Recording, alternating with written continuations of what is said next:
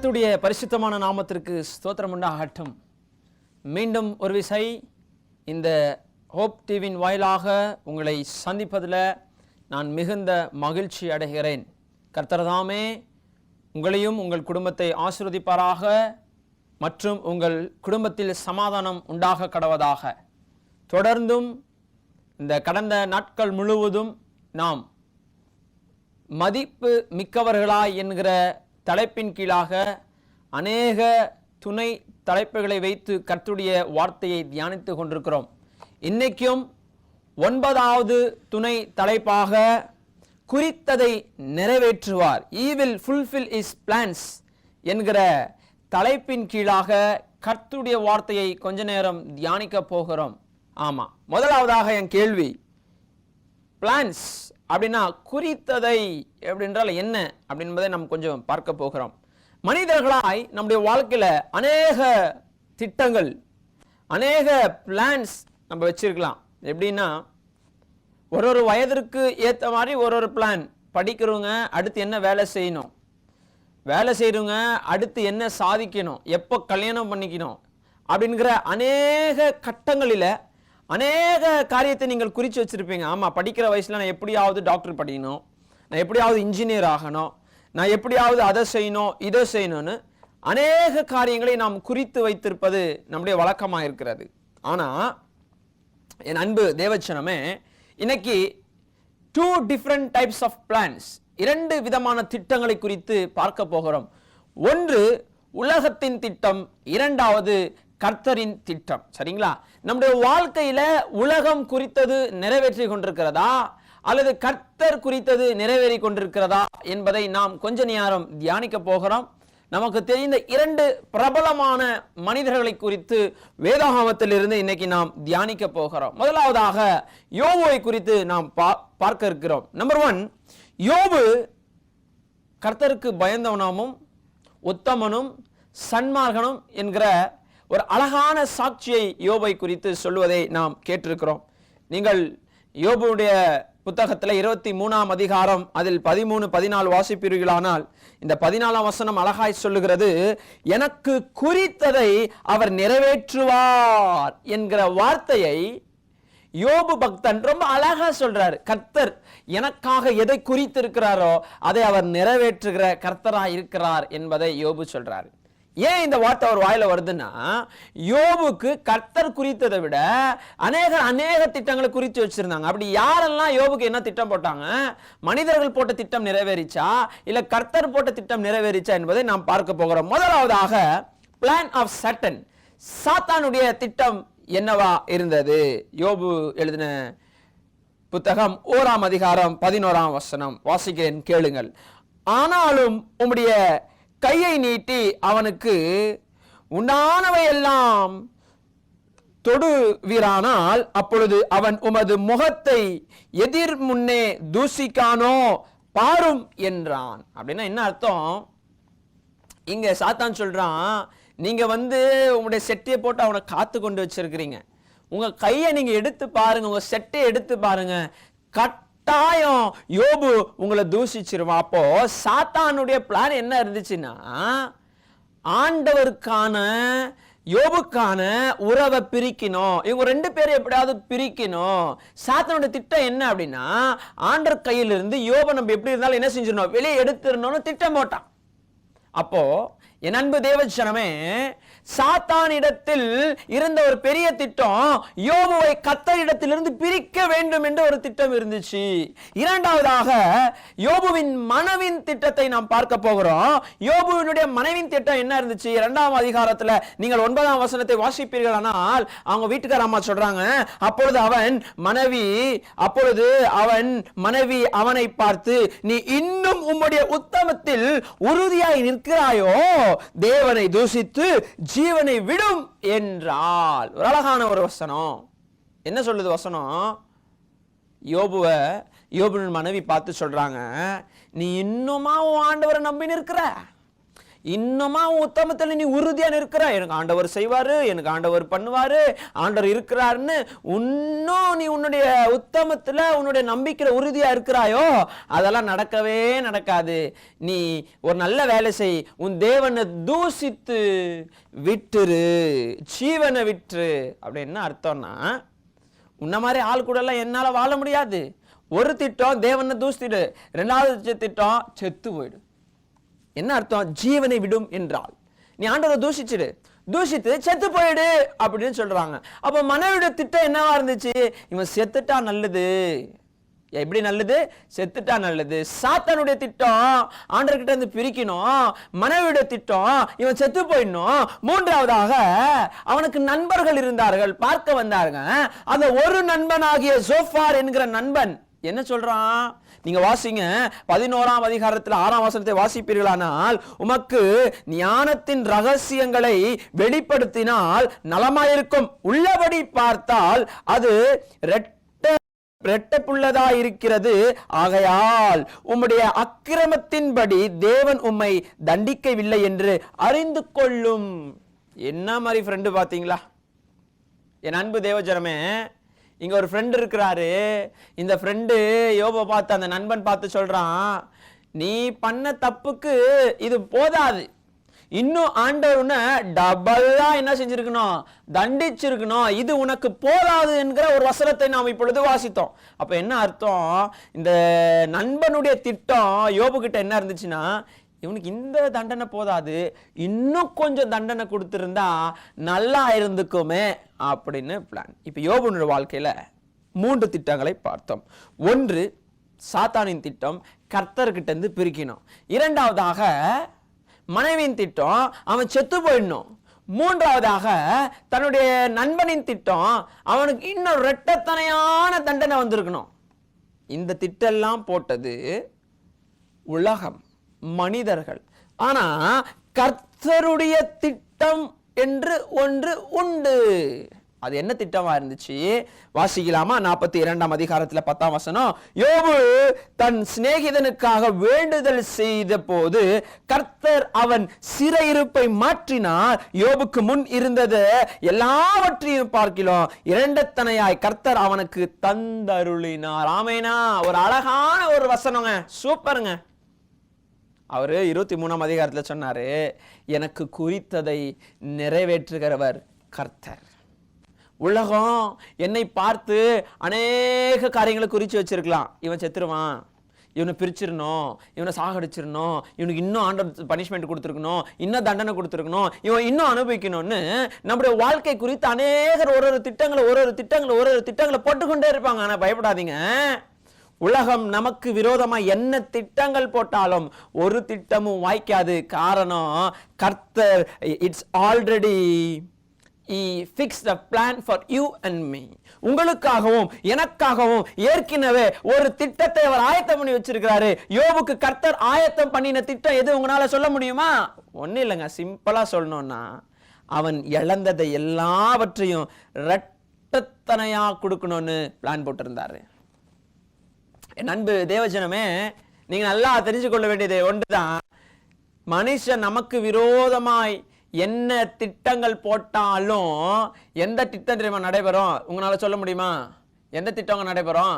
எந்த திட்டம் நடைபெறாதோ கர்த்தர் போட்ட திட்டம் கட்டாயம் நடைபெறும். அப்ப கர்த்தருடைய திட்டம் என்ன இருந்துச்சுன்னா, அவன் இழந்தத, அவன் நஷ்டம் பண்ணத எல்லாவற்றையும் நான் இரட்டத்தனையா கொடுக்க போறேன். I am going to bless Job as double fold.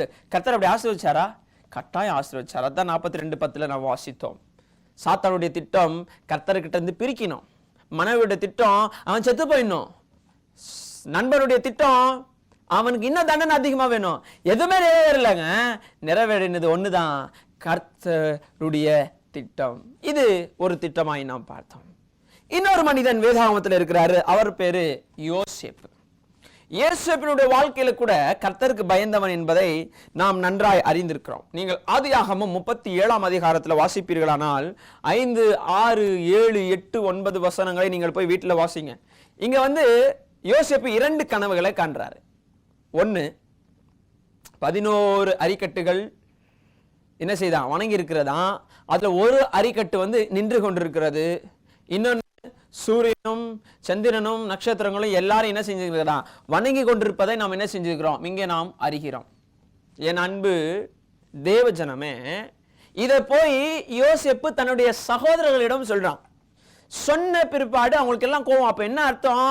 ஓஹோ, நீ வந்து நிற்ப, நாங்க வந்து உனக்கு முன்பாக வணங்குவோமா அப்படின்னு இன்னும் யோசேப்பை சகோதரர்கள் பகைக்க ஆரம்பிச்சார்கள். ஃபர்ஸ்டே யோசேப்புன்னா அண்ணன்மார்களுக்கு கோபம். ஏன் அப்படின்னா, அப்பாக்கு செல்ல புள்ள, இவன் அப்பா கிட்ட எதுவுமே மறைக்கிறது இல்ல, எல்லா உண்மையும் அப்பா கிட்ட சொல்லிடுறான், அப்பா இவனை தான் நல்லா பார்த்துருக்கிறாரு, இவனுக்கு தான் நல்ல நல்ல துணி போட்டுறாரு, இவனுக்கு தான் நல்லா செல்லம் கொடுக்குறாருன்னு இந்த கோபத்தெல்லாம் உள்ள வச்சிருந்தாங்க.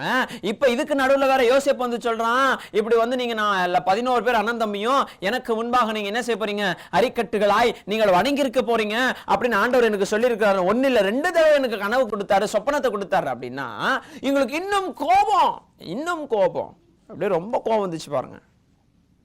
அப்ப இந்த கனவு என்ன குறித்து இருக்குது அப்படின்னா, யோசேப்பை தன்னுடைய சகோதரர்கள் அத்தனை பேரும் வணங்குவார்கள், தரை விழுவார்கள், முகம் குப்புறமாய் விழுந்து வணங்குவார்கள் என்கிற ஒரு திட்டத்தை யோசேப்புக்கு ஆண்டவர் ஆல்ரெடி குறிச்சு வச்சிருந்தார்.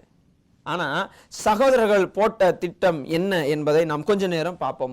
ஆதியாகமம் 37ஆம் அதிகாரத்துல 18ஆம் வசனத்தை நீங்கள் வாசிப்பீர்களானால் அங்க தெளிவாய் சொல்லுகிறது, சகோதரர்கள் திட்டம் ஒன்றுமல்ல, அவனை கொன்று போட வேண்டும். யார? சகோதரர்கள் யோசேப்பை கொன்று போட வேண்டும் என்று நினைத்திருந்தார்கள். கொன்று போட்டார்களா? இல்ல. கொன்று போட வேண்டும் என்று திட்டம் போட்டபோது ரூபன் சொல்றாரு, இவனை என்ன செய்யாதீங்க? சாகடிக்காதீங்க. இவனை சாகடிச்சிட்டிங்கன்னா நமக்கு ரொம்ப கஷ்டம், அதனால சாகடிச்சிட்டா நமக்கு லாபம் ஒன்றும் இல்லை, இவனை வித்துட்டோம் அப்படின்னா ஏதாவது ஒரு லாபம் கிடைக்கும் அப்படின்னு என்ன செஞ்சுட்டாங்கன்னா, யோசேப்பினுடைய வஸ்திரத்தை கழட்டி யோசேப்பை விற்று போட்டதை நாம் பார்க்கிறோம். யோசேப்பை வித்துட்டாங்க. அந்த ரத்தம் எல்லாம், அந்த துணியெல்லாம் ரத்த கரையால மாத்தி அப்பா கிட்ட எடுத்துன்னு போய் காட்டுறாங்க. தகப்பனே, யோசேப்பு இனி இல்லை, அவன் மரித்து போயிட்டான் அப்படின்னு ஒரு செய்தியை கொடுக்குறாங்க. யோசேப்பினுடைய கதை அதோடு முடிந்தது என்று தன்னுடைய தகப்பன் நினைத்து கொண்டிருந்தான். ஆனால் இப்போதான் அவனுடைய வாழ்க்கையின் கதை ஆரம்பிப்பது என்பதை நாம் அழகாய் தெரிந்து கொள்ள வேண்டும். இப்போ சகோதரர்கள் திட்டம் போட்டாங்க, சாகடிக்கணும், இவனை விற்று போட்டுறணும், இவன் அப்பா கிட்டே இருக்கக்கூடாது, அப்பா விட்டு தூரம் பண்ணிடணும், குடும்பத்தை விட்டு தூரம் பண்ணிடணும், இவன் கண்ணுக்கு முன்னாடியே இருக்கக்கூடாதுன்னு திட்டம் போட்டு அவர்கள் பிரயாசப்பட்டு எல்லாத்தையும் என்ன செஞ்சிட்டாங்க? ஜெயிச்சதை நாம் பார்க்கிறோம். அப்படியே அவரை வித்த போது அங்கே போய் என்ன செய்கிறாரு? பார்வோன் ராஜா கிட்ட வேலை செய்கிறாரு. அங்கே எல்லாம் முடிஞ்சிச்சு. அங்கே தன்னுடைய மனைவியின் பிரச்சனை, அங்கேருந்து எங்கே போட்டாங்க? ஜெயிலில் போட்டாங்க. அப்போ வந்து அங்கே ஜெயிலில் 2 பேர் இருந்தாங்க, பானபாத்திரக்காரன் இன்னொருத்தர் இருந்தான். இவங்க கூட என்ன பண்ணிட்டாங்க? ஆமாம், அவங்களுடைய கனவை விளக்கணும், அது அப்படியே நடந்துச்சு. அப்படி இப்படி போராடி எல்லாம் பண்ணி எங்கே வந்துட்டார்? இப்போ வெளியே வந்துட்டார். வெளியே வந்துட்ட உடனே இப்போ என்ன நடக்குதுன்னா, ஒரு பெரிய பஞ்சம் வரப்போகுதுன்னு கனவு வருகிறது. அந்த கனவுக்கு விளக்கம் சொல்கிறாரு. அந்த கனவுக்கு விளக்கத்தை சொன்ன பிற்பாடு எல்லாத்தையும் என்ன செய்யறாங்க? தானியங்கள் எல்லாம் சேர்த்து வைக்கிறாங்க. எல்லாம் சேர்த்து வச்சு ஒருத்தர் எல்லாத்தையும் ஆயத்தப்படுத்தி கொண்டிருக்கும் பொழுது ஒரு நாள் வந்தது. யோசேப்பு சொன்ன வார்த்தை நிறைவேறினதை பார்த்து ராஜா அதிர்ந்து நின்னான், கலங்கி போயிட்டாரு. ஆஹா, இவன் இப்படி சொன்னது உண்மையாச்சு, இவனை போய் சந்தேகப்படுத்திட்டோமே. கடைசியில ஒரு வசனத்தை நான் வாசிக்கிறேன், கேளுங்க. 42ஆம் அதிகாரத்துல 6ஆம் வசனத்தை நீங்கள் வாசிப்பீர்களானால், யோசேப்பு அந்த தேசத்திற்கு அதிபதியாயிருந்தான். ஆமேனா? என் அன்பு தேவ ஜனமே, நாம் முதலே வாசித்தோம். அந்த 37ஆம் அதிகாரத்துல நம்ம வாசிக்கும் பொழுது ஆண்டவர் ஒன்று அவர்களுக்கு தீர்மானித்து வைத்திருந்தார். 5ஆம் வசனத்தை 9வது வசனத்தை வாசிக்கும் பொழுது, உங்க சகோதரர்கள் எல்லாரும் உனக்கு முன்பாக வந்து பணிந்து கொள்ளுவார்கள், நீ நின்றிருப்ப, உங்க எல்லா அண்ணன் தம்பிங்களும் உனக்கு பணிந்து கொள்வார்கள் ஒரு திட்டத்தை குறிச்சு வச்சிருந்தாங்க. ஆனா அதை யாரையும் நம்பல. அது இப்ப இங்க நிறைவேறுது. எப்படின்னா, எங்க பார்த்தாலும் பஞ்சம். அப்ப அந்த தேசத்தார் எல்லோரும் கார் ஏறி அல்ல, கால்நடையாக தானியங்கள் கொள்ளும்படி தங்கள் தேசத்திலிருந்து எகிப்து தேசத்திற்கு வந்தார்கள். வந்து கொண்டிருக்கும் பொழுது அங்க யோசேப்பு தான் அதுக்கு அதிபதியாக இருந்தான். வருங்களுக்கு எல்லாரும் தானியத்தை கொடுத்து கொண்டே இருந்தான். அப்ப தானியங்களை கொடுக்க கொடுக்க கொடுக்க இப்ப அப்பா சொல்லி அனுப்புறாரு, இப்படி எகிப்துல தானியத்தை கொடுக்குறாங்களாம், நீங்க காசு கொண்டு போய் என்ன செய்யுங்க, தானியத்தை வாங்கினுவாங்க, சாப்பாடு வாங்கினுவாங்க, நம்ம சாப்பிடுவோம் அப்படின்னு அப்பா அனுப்புறாரு. அமைச்சு போய் பார்த்தா அங்க இருப்பது யாருன்னா யோசேப்பு. எல்லாமே நடந்தது. அவன் திருப்பியும் காசெல்லாம் போட்டு அனுப்புறான், அப்பா கூட்டினு வர சொல்றான், தம்பிங்களை எல்லாரையும் கூட்டினு வர சொல்றான். இப்ப கடைசியில நடக்கிற சம்பவம் என்னங்க, அந்த 6ஆம் வசனத்துல யோசேப்பு அந்த தேசத்திற்கு அதிபதியாயிருந்தான், தேசத்தின் ஜனங்கள் யாவருக்கும் விற்றான். யோசேப்பு சகோதரர்கள் வந்து முகம் குப்பர தரையிலே விழுந்து அவனை வணங்கினார்கள். That is the truth. அதுதான் சத்தியம். அன்னைக்கு கனவு காணும் போது யாரையும் நம்பல. ஓஹோ, இப்ப நான் உங்க மேல கோபமா இருக்கிறேன், இப்ப நீ வேற வந்து இப்படி கனவு சொல்ற, ஒரு பெரிய அரிக்கட்டா, இந்த அரிக்கட்டை வந்து நாங்க இந்த 11 அரிக்கட்டை என்ன செய்ய போறோமா, வணங்க போறோமா. கேலி பண்ணிருப்பாங்க, சிரிச்சிருப்பாங்க, அவமானமா பேசியிருப்பாங்க, கிண்டல் பண்ணியிருப்பாங்க, ஏன் சின்னவனை அடிச்சிருப்பாங்க, அவனை துன்புறுத்தி கஷ்டப்பட்டு அவனை அந்த குழியில போட்டு அவனை வித்து போட்டிருப்பாங்க. இத்தனை அவமானங்களை சந்தித்தும் யோசேப்பு கலங்காம கர்த்தரை நம்பினவனா இருந்தான், சுத்தமுள்ள இருதயமா இருந்தான். பலவிதமான திட்டங்கள் தன்னுடைய வாழ்க்கையில் எழும்பினாலும் கர்த்தர் போடுகிற திட்டம் ஒரு நாளும் வீணாய் போகாது. அந்த வசனத்தை நான் உங்களுக்கு மறுபடியும் வாசனம், ரொம்ப சூப்பரான வசனம் கேளுங்க. அந்த 42ஆம் அதிகாரத்தில் 6ஆம் வசனம், யோசேப்பு அந்த தேசத்திற்கு அதிபதியாயிருந்தான், தேசத்தின் ஜனங்களை யாவருக்கும் விற்றான். யோசேப்பு சகோதரர்கள் வந்து முகம் குப்புறமாய் தரையில் விழுந்து வணங்கினார்கள். யோசேப்பின் சகோதரர்கள் வந்து முகம் குப்புறமாய் தரையில் விழுந்து வணங்கினார்கள். இந்த திட்டத்தை ஆண்டவர் ஏற்கனவே குறிச்சு வச்சிருந்தாரு, நிறைவேறினது. கிறிஸ்துவுக்கு பிரியமான என் அன்பு சகோதர சகோதரிகளே, நல்லா கவனிங்க. ஏசப்பா நமக்குன்னு காரியத்தை குறிச்சிட்டார்னா யாராலையும் மாற்ற முடியாது. உன்னை இந்த இடத்துல வைக்கணும், உன்னை இப்படி ஆசீர்வதிக்கணும், உன்னை இப்படி உயர்த்தணும்னு ஆண்டவர் பிளான் பண்ணிட்டாருன்னா, ஆண்டவர் திட்டம் போட்டாருன்னா எவராலையும் மாற்ற முடியாது. யோபுடைய வாழ்க்கையில பாருங்க, எத்தனை திட்டங்கள் எழும்பிச்சு. சாத்தானின் திட்டம் வாய்க்கவே இல்லை, மனைவியின் திட்டம் வாய்க்கவே இல்லை, நண்பர்களின் திட்டம் வாய்க்கவே இல்லை, ஏன் யோசேப்புடைய வாழ்க்கையில சகோதரர்களின் திட்டம் வாய்க்கவே இல்லை. எத்தனை திட்டங்கள் எழும்பினாலும் அப்புறம் வந்து பார்வோனின் மனைவியின் திட்டம், இவனை வந்து என்ன செஞ்சிடணும், இவன் தான் தப்புன்னு பழி போட ஆரம்பிச்சாங்க. அவன் அந்த பழி வந்தாலும் கடைசியில அவனை கர்த்தர் அதிபதியாய் நிறுத்தினாரு. எத்தனை திட்டங்கள் எழும்பினாலும், உலகத்தின் எத்தனை திட்டங்கள் எழும்பினாலும் கர்த்தருடைய திட்டம் மாறாது. உன் குடும்பம் உன்னை குறித்து ஒரு திட்டம் வச்சிருக்கலாம், உன் சொந்த உன்னை குறித்து ஒரு திட்டம் வச்சிருக்கலாம், ஊர் உன்னை குறித்து ஒரு திட்டம் வச்சிருக்கலாம், உலகம் உன்னை குறித்து ஒரு திட்டம் வச்சிருக்கலாம். ஆனா உன்னதர்னு ஒருவர் இருக்கிறாரு, உன்னை குறித்து வைத்த அந்த திட்டத்தை ஒரு நாளும் ஒருபோதும் எவராலையும் மாற்றவே முடியாது. Nobody can change the plan of God. யாராலையும் மாற்ற முடியாதுங்க.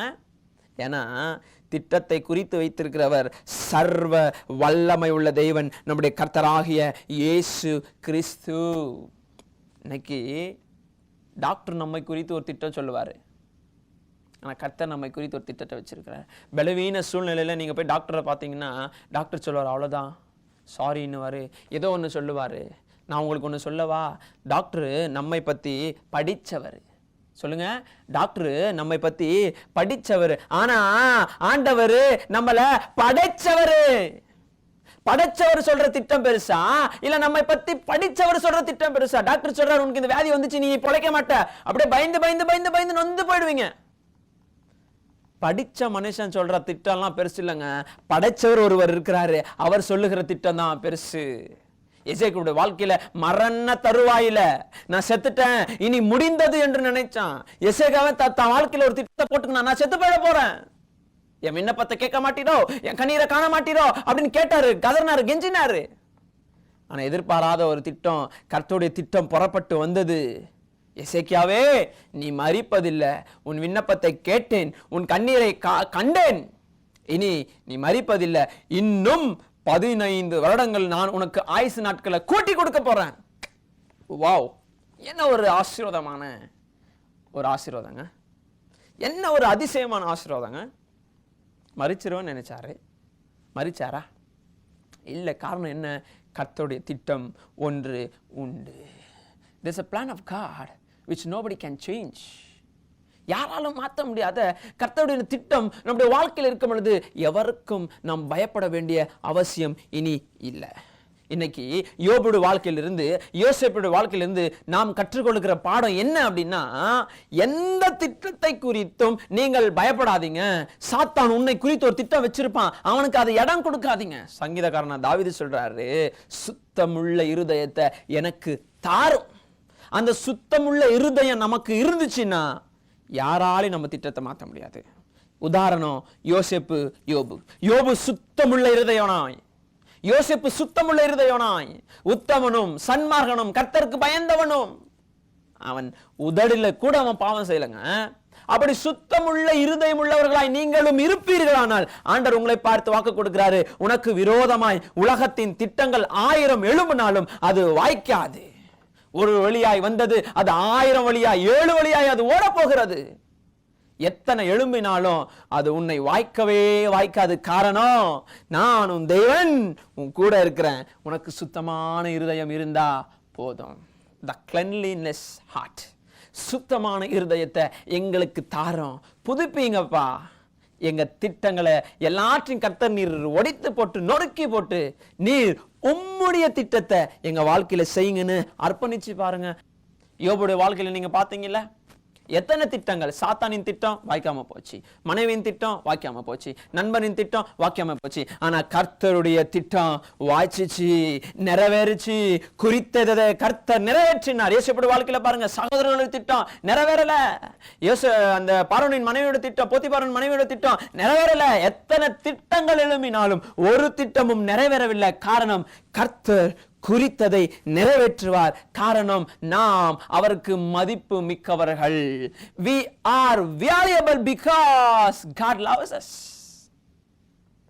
நாம் மிகவும் மிகவும் மதிப்புக்குரியவர்கள். காரணம், அவர் நம்மை ரொம்ப நேசிக்கிறார்.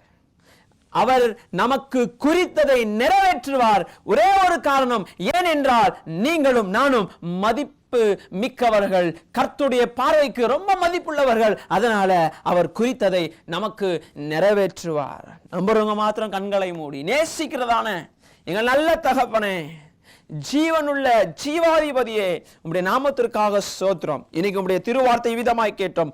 குறித்ததை நிறைவேற்றுகிற கர்த்தர் நீர். ஏன்பா நீங்க குறித்ததை நிறைவேற்றுங்கன்னு நாங்க பார்க்கும் பொழுது நீர் எங்களை ரொம்ப மதிப்பு மிக்கவர்களாய் பார்க்கிறீங்கப்பா. நாங்க மதிப்பு மிக்கவர்களாய் இருக்கிற காரணத்தினால உம்முடைய கண்கள் எங்கள் மீது உலாவி கொண்டிருந்து, பாவம் செய்து வழி விலகி போனாலும் எங்களை மன்னித்து எங்களை ஆசீர்வதித்து உம்மண்டை சேர்த்து கொண்டு, இன்னைக்கு உலகத்துல சாத்தானின் திட்டம், உலகத்தின் திட்டம் 1000 இருந்தாலும் எல்லாத்தையும் உடைத்து போட்டு எங்களுக்கு குறித்ததை கர்த்தர் நிறைவேற்றுவதற்காய் ஸ்தோத்திரம். உம்முடைய அன்பு எங்களோடு இருந்து நடத்தட்டும். இயேசுவின் நாமத்தில் ஜெபிக்கிறோம் நல்ல பிதாவே, ஆமென். என் ஆத்துமாவே கர்த்தரை ஸ்தோத்திரி, என் முழு உலகமே பரிசுத்த நாமத்தை ஸ்தோத்திரி. என் ஆத்துமாவே கர்த்தரை ஸ்தோத்திரி, கர்த்தர் செய்த சகல உபகாரங்களையும் மறவாதே. ஆமென், ஆமென். Praise the Lord. கர்த்தர் உங்களை ஆசீர்வதிப்பாராக. Praise the Lord.